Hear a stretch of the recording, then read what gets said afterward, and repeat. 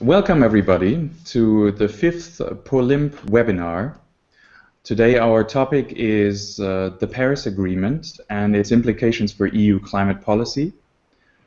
Just a very brief reminder, POLIMP is a project funded by the European Commission's DG on Research and Innovation. It is led by our dear colleagues at Joint Implementation Network in the Netherlands. Ecologic Institute is one of 7 partners from around Europe participating, and the goal of the project is to mobilize and then disseminate again information on the implications of international and European climate policy and options for developing it in the future. Before I start and introduce the dear colleagues and experts that are joining me today for this conversation, I want to give all of you just a quick rundown again of the options that you have for participating in the webinar, because you can, for those of you watching live, you can submit a question yourself, and you have to do and find the controls at your end, and you can then also, for those of you who are seeing questions, you can vote them up or down in the order, and so you can push me a little bit to ask them to our experts. With that said, I have, of course, a couple of questions lined up myself, but before we start, let me say a warm word of welcome to the dear colleagues that are joining us for the conversation this morning. We have Dr. Camilla Bausch, Director at Ecologic Institute. Thank you for joining us, Camilla. And we have Andrzej, who is Director at Climate Strategies. Both of them have been following the international negotiations and EU climate policy for, I would say, up to 20 years. And I'm looking forward to getting your take on the Paris Agreement and what it means for Europe. But to start us off, I think we need to take a step back and look at the fundamentals again. So I have asked Camilla before in preparation, to give us just a little bit of a rundown of the main outcomes and decisions from Paris, so that everybody's on the same page for the conversation. So, you know, what was actually agreed? And Camilla, you have first a couple of minutes to explain this to everybody watching, and then Andrzej, you get the chance, of course, to complement that. Thank you very much, Matthias. And first of all, I think I want to mention that Paris was perceived by most of the observers and the people engaged actually as a great success. So we were able in Paris to achieve, I think, the upper side of the possibilities and options and to implement that. So what do we have on the table now are 2 things. It's a decision, and in the decision it's also an agreement. So I want to differentiate between the Paris decision and the Paris agreement, and the agreement obviously is supposed to later on be signed, ratified, and enter into force, and it's specified in certain aspects in the decision language, and it's supposed to enter into force to be applied by 2020. There are 2 thresholds in this context. So 55 parties to the UNFCCC, to the United Nations Framework Convention on Climate Change, have to ratify it, and they should account for 55% of the global greenhouse gas emissions. So these, if you see it as a package, the decision and the agreement, what is the content you have in there? I think one of the issues which was talked a lot about and which was considered to be a success was the long-term goal, which is anchored now in the agreement, and it says that parties aim to stay well below 2 degrees Celsius, and they are pursuing an effort to stay below 1.5 degrees Celsius. In this context, the IPCC is invited to provide a special report on the impacts of this reference to the 1.5 degrees Celsius. I mentioned that because I saw a question on science. So here you see science is already anchored. And furthermore, and I have to be brief only, but global emission peaking has been anchored as well, and we should peak as soon as possible and then rapidly decline. And in the second half of the century, there should be a balance between anthropogenic emissions and removals by sinks. So that is really our guiding light now, what we want to achieve. And who will contribute to achieving that? That is a question of differentiation. It was quite controversial up front, that references to the former Annex 1, non-Annex 1 party divide. But now the Paris Agreement has no reference to the UNFCCC annexes, and many obligations and references are actually referring to all parties. So that is a modal shift in the negotiations here, that all parties contribute, while still there is some differentiation, and that had to be acknowledged, of course, between developed and developing countries, and in other wordings throughout the text in certain issues. And what will these parties do? Allow me now to focus mainly on mitigation, just due to the short time we have available. They put forward the INDCs, and they will turn into NDCs under the agreement, and there's an obligation on all parties to have and communicate such nationally determined contribution. So there's the obligation, and they can obviously include all kinds of things. On the content, which is not binding, on the content there are almost no requirements. They might be defined later on a bit more in detail, but there are almost no requirements. So it's very much what parties are willing to put on the table.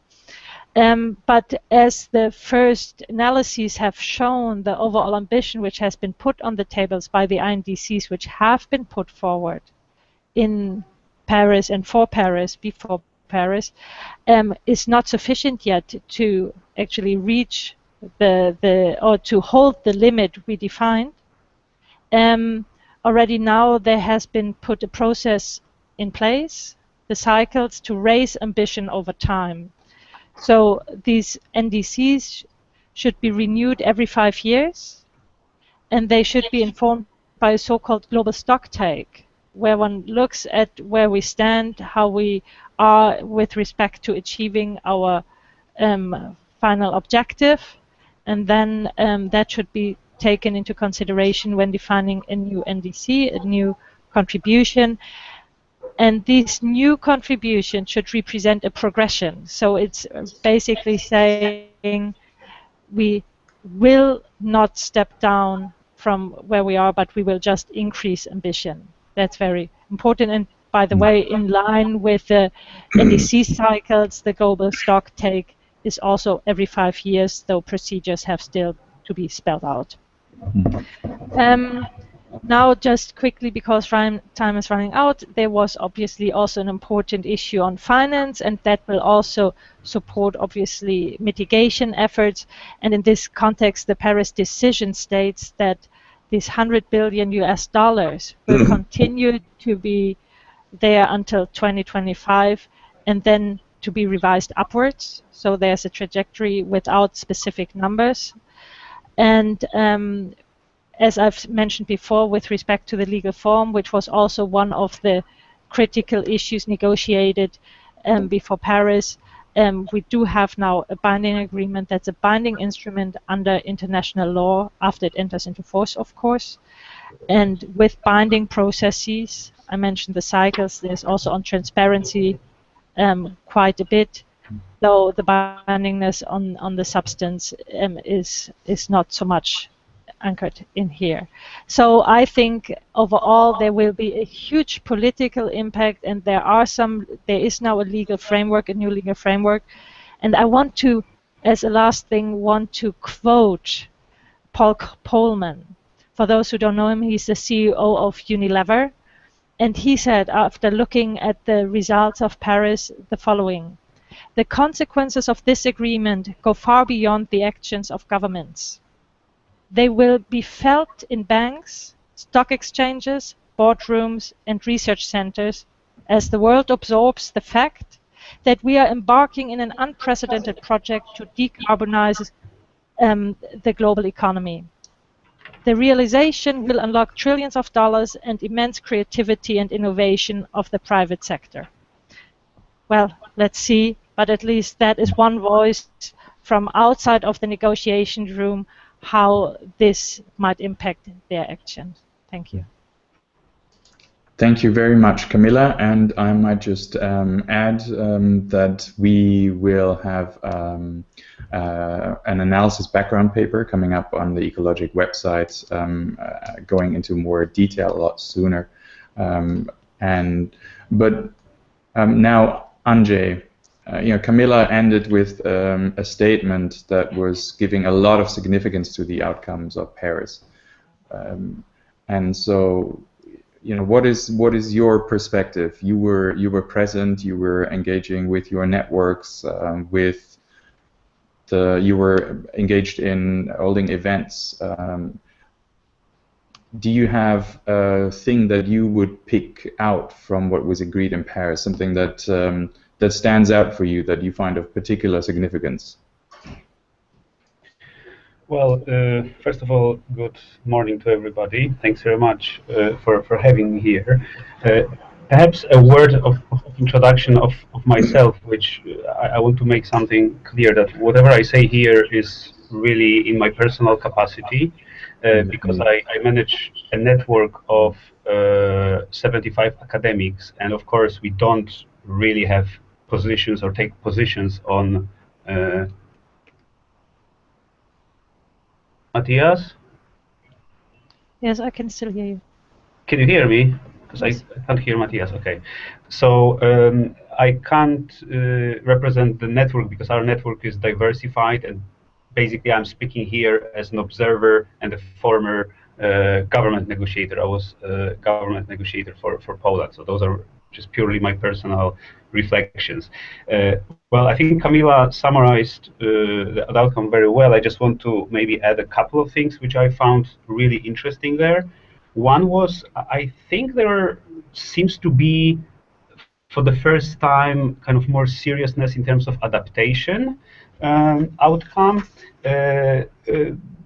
The agreement establishes something that is called global goal on adaptation. So I think that will need to be still elaborated in more details in the years to come, but that is something interesting. And also, this kind of capacity building issue that also kept emerging throughout the previous COPs. So now there is a formal setting to discuss that, which is called Paris Committee on Capacity Building. So I think those are, I would say, interesting maybe opportunities to address the issues that are so important for developing countries. Of course, we don't know whether that will,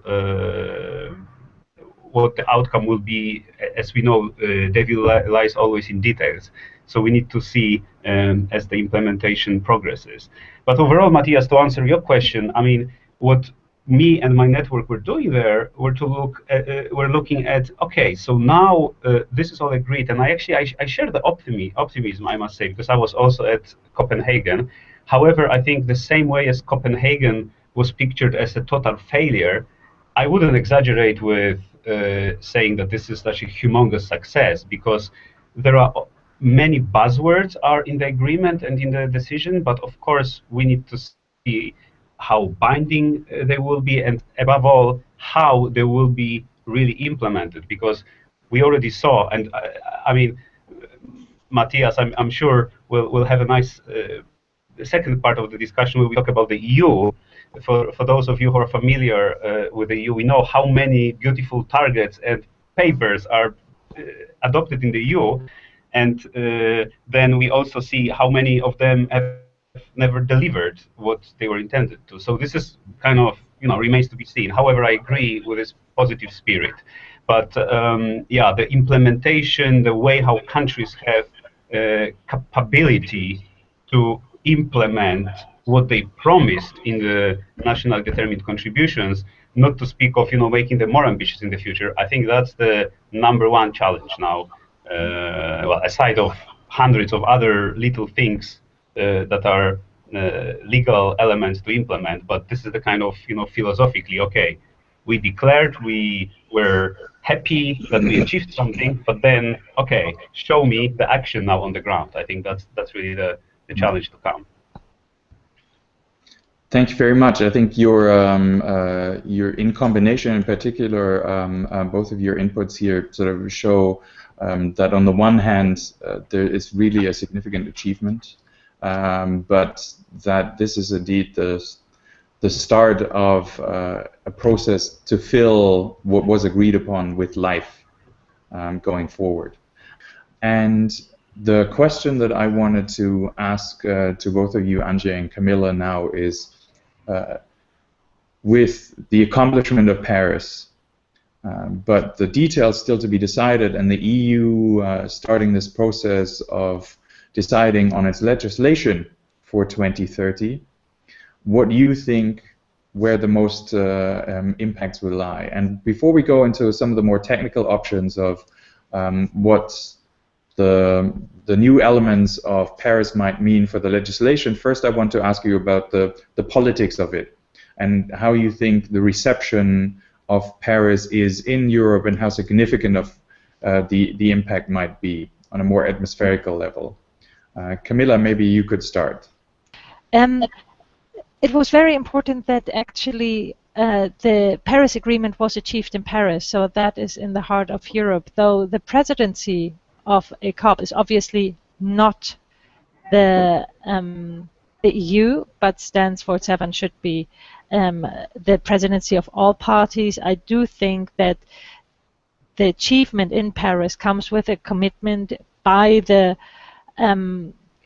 French presidency, so France, and obviously by the EU member states who also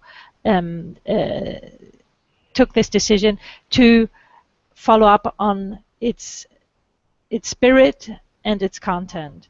And so I see us signing, as a EU, signing and ratifying this treaty and living up to this spirit in Paris in part, you know, to a European agreement. Furthermore, I think the positive thing is that we saw all the INDCs evolving over time. Almost all countries around the world have been putting forward an IDC, despite the fact that they have been very different in content and quality. It shows that the world is actually engaging. Also, that adds to a positive dynamic. And from all what I heard and read, overall, the Paris Agreement is perceived, and the Paris result is perceived positively. However, the EU is in a difficult state right now. There are differences in energy visions, which have become apparent over the last few years. There has been fights over climate policy.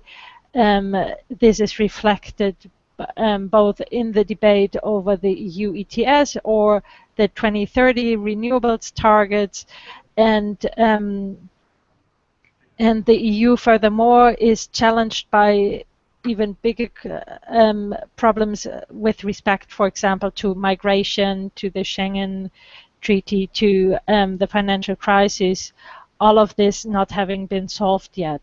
So I think while Paris is certainly putting a very positive dynamic to the debate, it will still be a political challenge to live up to the spirit of Paris and to see that implementation now follows in an adequate way. But as I've said, I think Paris adds to the positive dynamic strongly. Thank you very much for that balanced perspective. Andrzej, what's the vibe that you're getting? I mean, you also have a broad network in many different member states. Are you seeing things similarly? Well, yes, but I want to add something that is, again, a bit of a tactical observation from Paris, which is, well, independent of the factual situation, I think we tend to, in the EU, think, oh, we are the leaders, right? Our policies are so great, our vision, you know, we want the rest of the world to follow. And I have this feeling that now we have to stop saying that, because the variety of policies, instruments, approaches, ideas, again, let's see whether they will be delivered. But at least it looks like the world, other countries are putting interesting instruments in place, and also are trying to deliver various commitments, set goals and stuff like that. So we really have to, I think, be much more progressive and creative in the EU to make sure that we can follow, because I don't think we are leaders anymore. That's what the Paris Agreement. I mean, we contributed. I'm sure EU was playing an important role, but we are no more the kind of only leader that can cry that nobody else wants to follow. So I think that poses a challenge for the EU and European countries to kind of think, okay, well, let's do something now. And I think the complicated conversation we're having around the EU 2030 package, I think that'll be a good test, no? Whether we'll end up in kind of nasty compromises that will, you know, bring kind of semi-ambitious goals, or we say now, okay, well, now we want to show again that we are at the forefront. Mm-hmm. Yeah, challenge the leader for him or her to make an extra effort. That's an interesting perspective. And so let's go into options for how this could actually be realized following Paris. Mm-hmm. And actually, Andrzej, maybe I can ask you: can you identify a few areas in which the new provisions from the Paris Agreement, how they relate to what the EU already has in place and is planning to amend in terms of its policies and its targets? In what specific ways could the Paris provisions change EU policy? Well, I think the most obvious, and I must say our dear chair already sent us some suggestions. I'm using one of them, which I like, is I think the cycle of revision of the Paris commitments and the way how the EU was kind of has been so far revising their commitments. I think we should reflect on that, whether that maybe there could be a sort of an alignment of that we have a discussion in the EU on the EU goal prior to the year where the next 5-year review of the NDCs will come. I think that would be the most obvious kind of practical implication of Paris. And I think that's also good, because I think for what Camilla mentioned, the business implications, I think the businesses want that. The businesses don't want the kind of view to say, well, next time we review our climate energy package, will be somewhere. So, you know, it's at an unidentified point. Now we had a package for 2020. We are having now a conversation in the perspectives of 2030. And then we have some more vague documents on 2050. But now we will face the situation that every 5 years there will be a revision. So I think for the EU, that will be a challenge without a more formal internal revision process to kind of bump up the commitment every 5 years. Matthias, I have also a few observations, but they are more like about engagement of the EU in the implementation of Paris. So maybe that's kind of for the next round. Good. We can pick that up. I'll make sure to come back to them. Camilla, what do you think? Is Paris going to lead to a review of the EU greenhouse gas target? I think if you take Paris seriously, and if you consider that there is still an ambition gap at global level, which has been clearly identified and acknowledged, and if you take also the objective of limiting global warming seriously, we will have to engage in a debate over strengthening our targets. One must say that already in the 2030 package, there has been a language which allows for such a debate. So the at least. And on the political level, from what I've heard, is that some political leaders at European level said there was an agreement if Paris is a success and others go strongly, we might be able to go beyond the 40% greenhouse gas emission reduction by 2030 as well.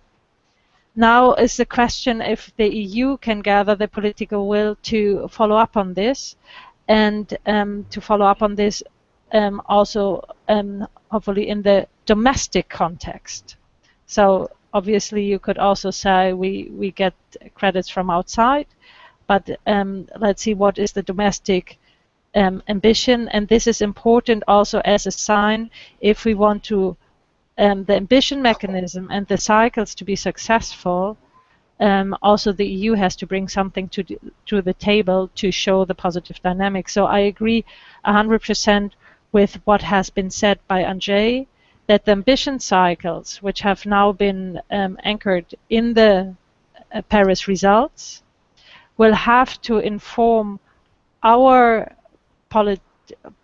political cycles as well, to actually know what we can bring as Europe to the table.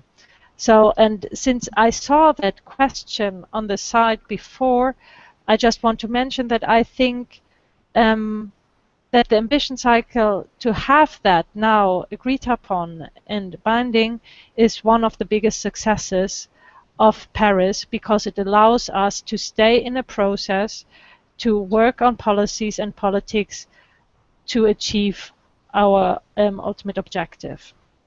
I have a few other points on how the Paris Agreement might affect European policies or what should follow from it, but as you asked me only about the cycle, I will stick it to that. Okay. Well, you know, I'll throw it right back at you. I think it's interesting to see, since we were saying earlier that there's been European leadership, or at least ambition to leadership in certain circles, to develop both policies and also help move the international negotiations along. That here you have apparently identified an innovation from Paris that will also be an innovation in European policy, because it does not exist in that form in the current acquis of legislation. And I'm curious indeed to see how the political reactions will be to specific proposals to integrate such strict, seemingly strict 5-year reviews of the European target. But as I said, could you give us some of those other areas where there might be grounds for change or an impulse for change in EU policy, please? I think one point just on the cycles again, where one could think to discuss that, if we now discuss the effort sharing decision this year, also revising EU ETS, there we will have to see what Paris means for such debates and how it can be reflected. And from the timeline, I understand that in March the Council and the European Council will put forward their reading of Paris. So that will give us an indication where thoughts are heading, and obviously people are discussing now where they should head. With respect to other topics, I think the EU has to look at the now agreed long-term goal. We said well below 2 degrees Celsius, pursuing an effort to stay below 1.5 degrees. We have to consider how that influences the scenarios we build our future vision for emission reduction, our fair share, how that influences that. Because so far the scenarios took as a reference the 2 degrees Celsius limit. So here we have to think anew how the new political frame actually influences our political thinking at the EU level.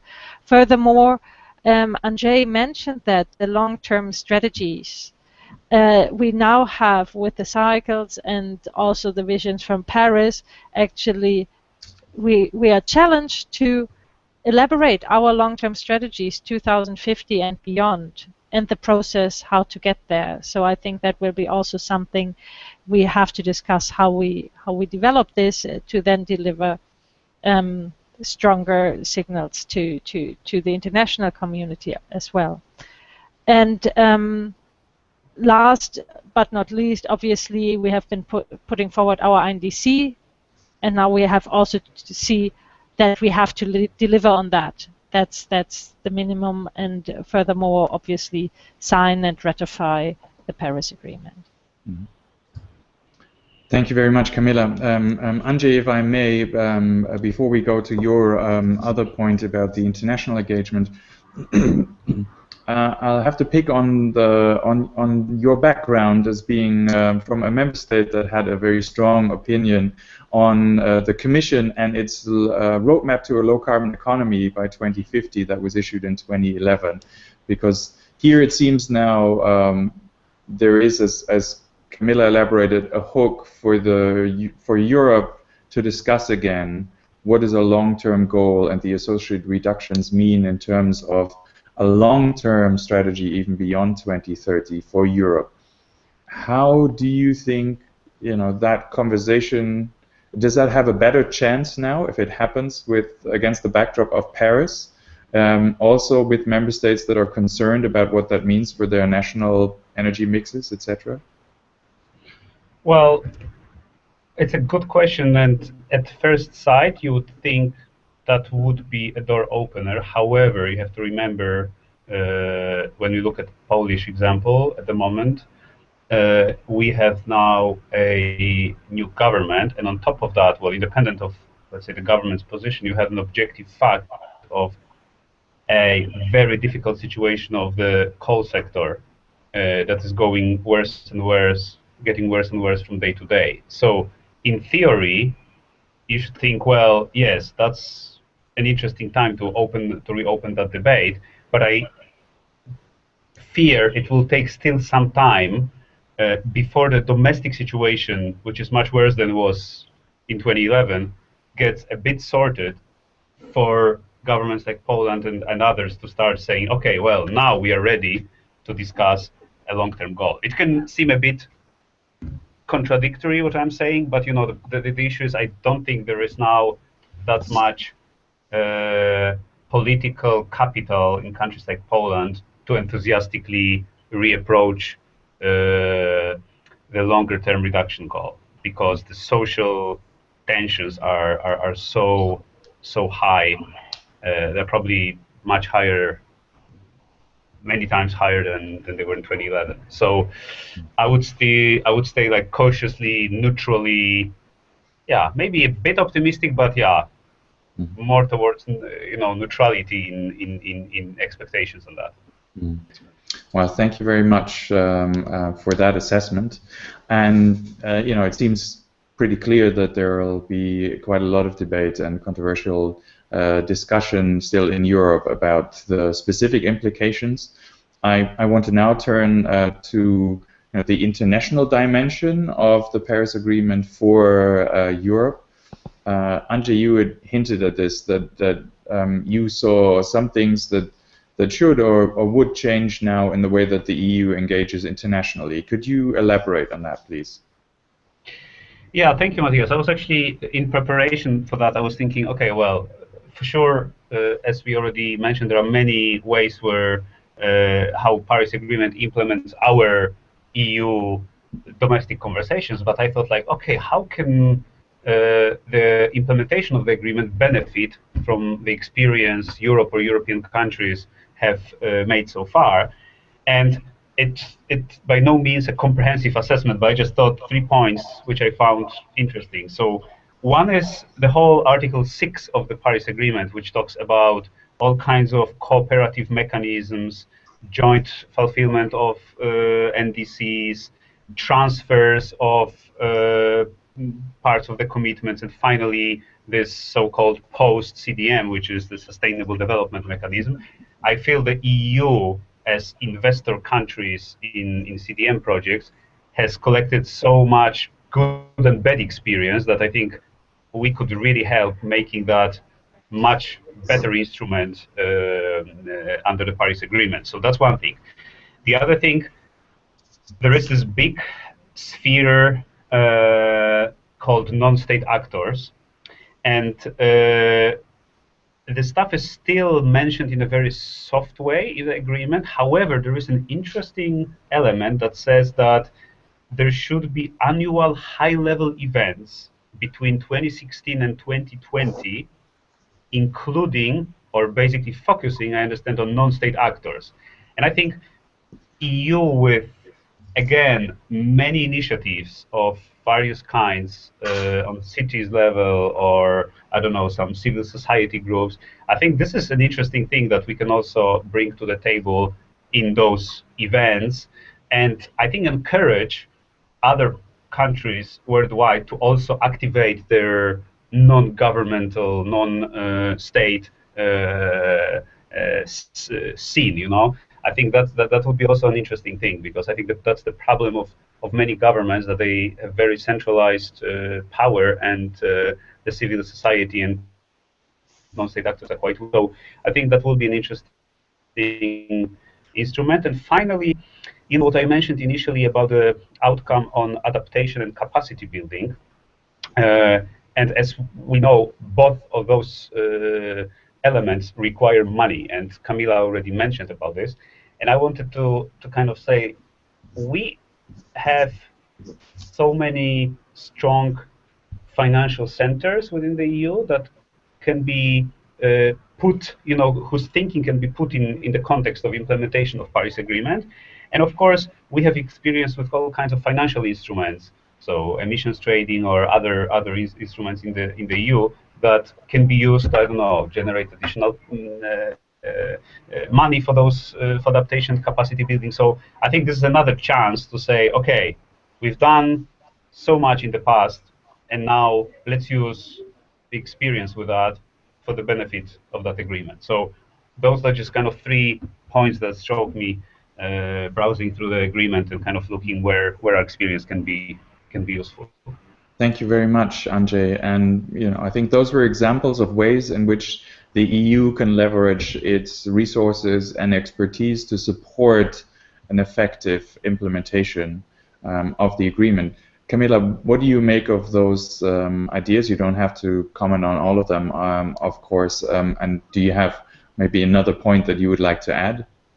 I actually think these are good ideas, and I think the role of non-state actors, meaning both civil society and business, and or even cities, the subnational level actors, and have been shown in Paris. It was referred to the 4th column or so, and there has been shown quite a lot of action and quite a lot of will to act. And I think this allows us also to create lighthouses on how to decarbonize and what that means. So lighthouse projects, we do have that in Germany, and we have seen that around the world, that players are actually engaging in such exercises. So I think they are very worthwhile, and we should learn with and from each other. So I can just comment on that. But within the framework of the Paris results, there's also the hook for continuing the technical expert meetings. So that's also an important issue, because that means experience sharing. Right now we have to embark in a major transition. And if we want to do that, we better learn together to be quicker and better together. And I think the technical expert meetings in the past have been a valuable exercise, so it's good to continue that in the future. But there are also partnerships and mechanisms being launched under the new agreement, but also in separate, for if one thinks of the G7, for example, with the decarbonization language of last year. We can follow up on this, and there obviously those member states of the EU who are in the G7 play an important role, and the G20 will now also pick up issues of engaging in a renewable future. I understand that China puts that on its agenda, and Germany will grow into responsibility in the G20 context in the presidency, during its presidency, then upcoming presidency. So I think here there are many opportunities to work on the agenda which has been laid out in Paris. And we need these different fora because they have different angles they can look upon.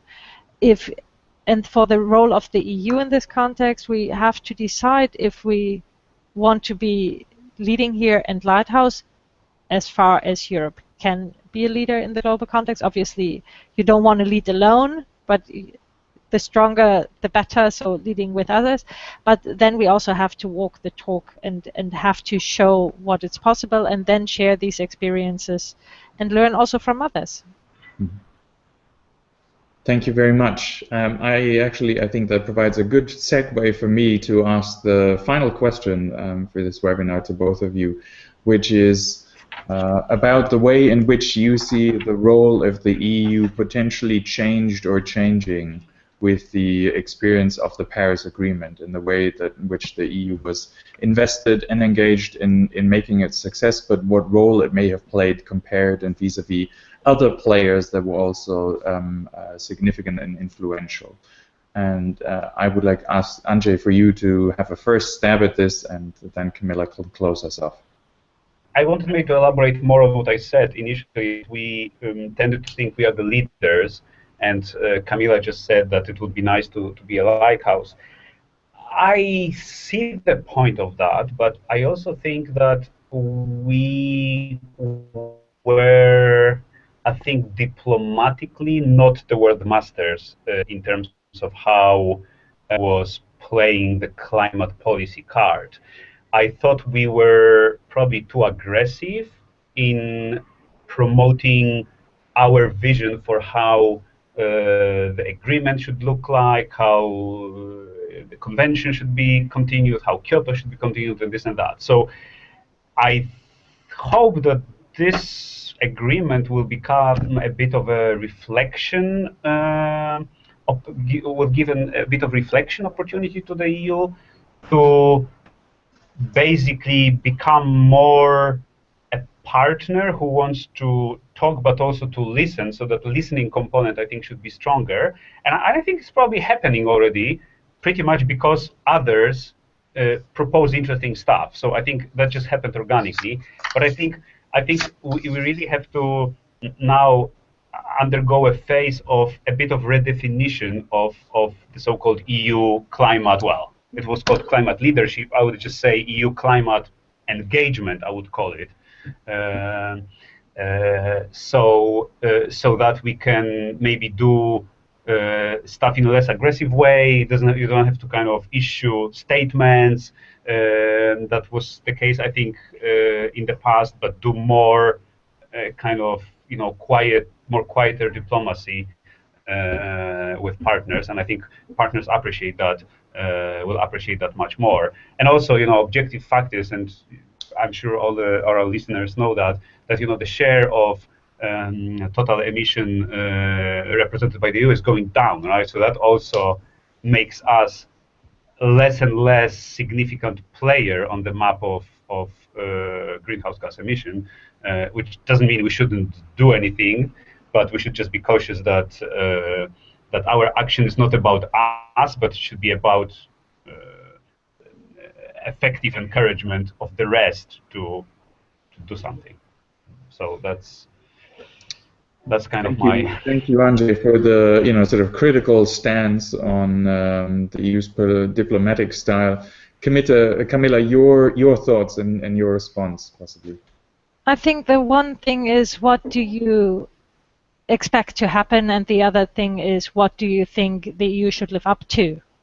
And that might be two things, but as policy makers or policy advisors, we should also be clear on what we want to see, because if you do not have this vision, you will certainly not be able to realize that. In this context, I do expect the EU to walk the talk and actually live up to the framework of Paris, and meaning possibly leading with others, but certainly not lagging behind.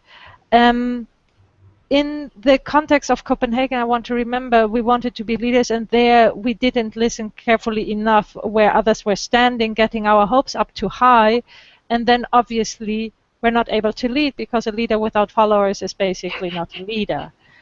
I think Paris has changed that, and there have been different aspects to it. First, we have to realize that the success of Paris was also the success of a common effort. And I just want to hint, for example, to the China-US agreement, which was certainly instrumental to pave the way towards the Paris Agreement. So, and China and the US is obviously not the EU. But it also showed how the diplomatic skills of European countries did contribute to the outcome. And I want to mention the French presidency, you know, at first place, but also, for example, initiatives like the Petersburg Dialogue by the German government. So I think there have been, the EU and its member states has been instrumental to achieve this. Now, the way which is before us is obviously not now we just work on INDCs or so. The Paris package shows that there is a lot of work still to be done, a lot on the technical level, on the content level, under the Paris Agreement and under the Paris decision. And here we have to bring in, with a real sincerity, our technical expertise and develop this regime into a strong regime. And I think that will be a challenge where the experts of the EU will be asked to contribute, and there is the expertise available. And furthermore, with the INDCs, it's also transparent on the table, where conditional offers on the table, and there is the challenge for developing countries to implement the ambition, and there is the need for the EU to support such actions, not alone, but together with others. And so I think there is a lot of room for the EU for engagement, which will shape actually the future of the climate, which will contribute to shaping the future of the climate regime. Thank you very much indeed for that analysis, which I think will serve us very well as a closing statement with its forward-looking perspective. And I also want to thank the two of you for your time and your efforts in preparing and thinking these items through. We are at the very start of some of these conversations, and a lot of actors are preparing analysis, and this will be an item of debate up to highest political levels in Europe in the next 2 months. And so I also want to, of course, thank our viewers who made the switch through our technical break, and we hope that everybody who's watching this as a recording also enjoyed the conversation. Matthias, yes, please. Can I just, because I understand you were closing, right? The whole. Yes, absolutely. Can I just say something at the end, which is basically an illustration of how important the INDCs are, no matter how big the country is. We are planning to do some work in South Pacific Islands, and I just learned recently that Fiji, as a result of NDC's implementation, just reduced the excise duty on bikes, so that bikes can be more easily imported, so that you increase, you know, the amount of people commuting by bike as opposed to car. And when I heard this, I was like, wow, this is exactly what it is about. So I just wanted to share that, because I found this, you know, in the big scheme, when we discussed the geopolitics, China, India, EU, this is like a clear, nice example on the ground, how Paris works. Thank you for that, that very fitting anecdote, Andrzej. Indeed, I hope that we have also, with this webinar, contributed to the general effort of raising awareness on the opportunities and possibilities from the Paris Agreement and through climate policy, which is, after all, also the goal of the POLIMP project. So thanks to everybody for participating and listening, and we look forward to engaging with you again at the next POLIMP webinar. Goodbye. Thanks very much. Thank you. Bye. Bye.